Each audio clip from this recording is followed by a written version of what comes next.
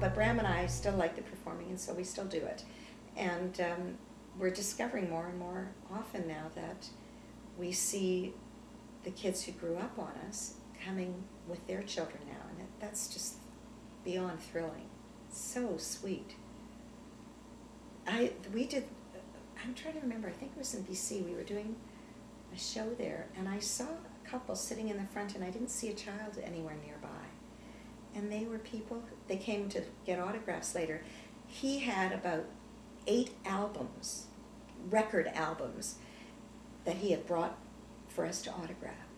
And they were a young married couple who grew up on us and came to see us. They don't have any kids.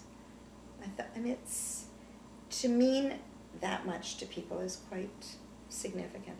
I actually had a call, I had a message and then a phone conversation with the father of a young woman who has a disability, a mental disability. And I remember them, we haven't seen them in, I don't know, 12 or 14 years. But I recognized his name and I remembered them. I asked him his daughter's name and he told me, and I said, oh, I remember, and your wife's name is Sharon. I remember them because I believe that sometimes kids with disabilities will evolve better than one might have expected, and I think it's in great part because of the parents, the quality of the parents, and the support and the love and the way they teach them, and that's the way I have thought about these parents, so I remember them because of that. And she's turning 30. He was calling to see if we might somehow make a connection around her birthday. It's very touching. Where is she? Near Ottawa. Well, we'll work something out for sure.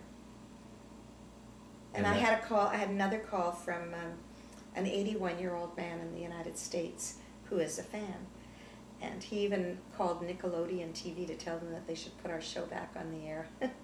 I was so astonished. I mean, he called and we chatted for a while, and he told me that the last thing he does after reading the newspaper or watching the news and all the misery of life, the last thing he does before going to sleep is watch an elephant show. And I was stunned. And I could tell he was an older person. However, I didn't know he was 81 years old. Thought that was quite remarkable. But lovely. You know, the thing is that I believe that good literature, good television, good films, good music for children speaks beautifully to adults too. If it's really good stuff, it crosses generations. It speaks to everybody. And in this fast-paced world, there's less of it and less of it all the time. Absolutely. And there's great value to slowing down a little bit. And I don't know, we're all sort of driven. And the other night when I spoke at Unique Lives, I'm trying to remember how it came up. I don't remember what the question was, but in response to it, I said that, I think someone asked if people respond to our music now as they did previously. And I said, when they're exposed to it, absolutely. Kids are kids. They like to be included. They like to do the actions. It's the most natural thing. But children today are exposed to really different kinds of musical experiences at a much younger age. And personally, I think some of it's inappropriate. But I said, I also think that over the last number of years, parents have been more inclined to program their children. This class, this lesson, here, there, as opposed to the great value of just going out and playing with a bunch of kids and the things you learn from that experience. When I said that, the people in the audience clapped. So I know that people agree with that, and yet they're kind of caught up in a momentum that they can't seem to stop. We, all of us. I mean, I'm too busy. I don't let myself read during the day because I feel like, I have work that I need, things that I need to do, and I should be taking care of that. That's ridiculous. I know that's ridiculous. I know that reading has great value, not just because of what you're reading, but because of the quality of the experience and the relaxation around it and all of that. And yet I feel it's sort of like a treat, and I should save it for when all the other stuff is done. That's not healthy either. And yet that's the tool that can teach you anything. Of course. Of course. It's irrational behavior. I do occasionally have irrational behavior. Would that be mostly with your grandchildren? Irrational behavior with my grandchildren? I do wonderful things with my grandchildren. Monday is my grandchildren day. The older one, Ethan, who is 7, I pick him up at lunchtime and generally bring him home here. And we have lunch together, and, you know, we went through a stretch where I was reading to him from Where the Sidewalk Ends, which is a wonderful book of poetry by Shel Silverstein. It's hilarious. It's brilliant. I knew Shel Silverstein years ago, and he was the most extraordinarily talented person.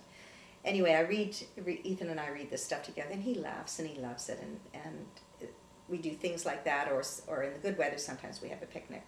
It's a lovely, sweet time for us together.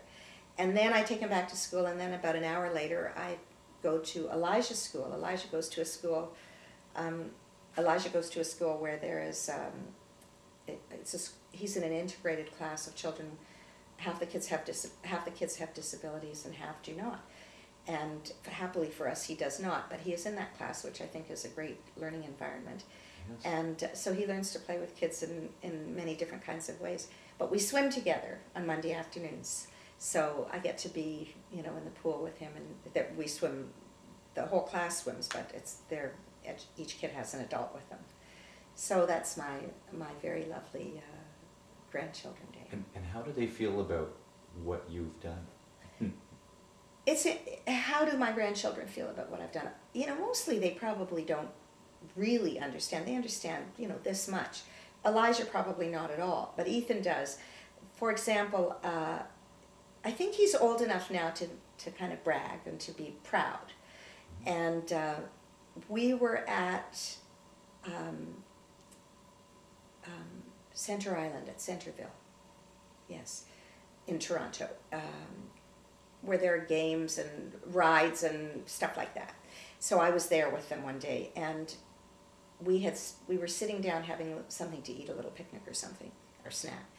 And there were a couple of other young women with their very little children who were sitting near us.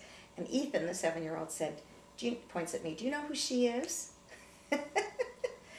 And there was another friend with us, and I think mistakenly he thought that Ethan shouldn't boast about it, and he tried to stop him.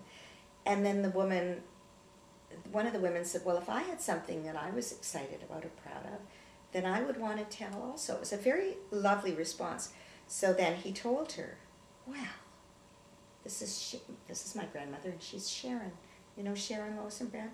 Well, the woman was so excited. So Ethan got that. Mm-hmm. And it gave, you know, he got some pleasure from it, and I think that's lovely. Oh, I think the response is the payoff. Yes. Oh, I was tickled for him.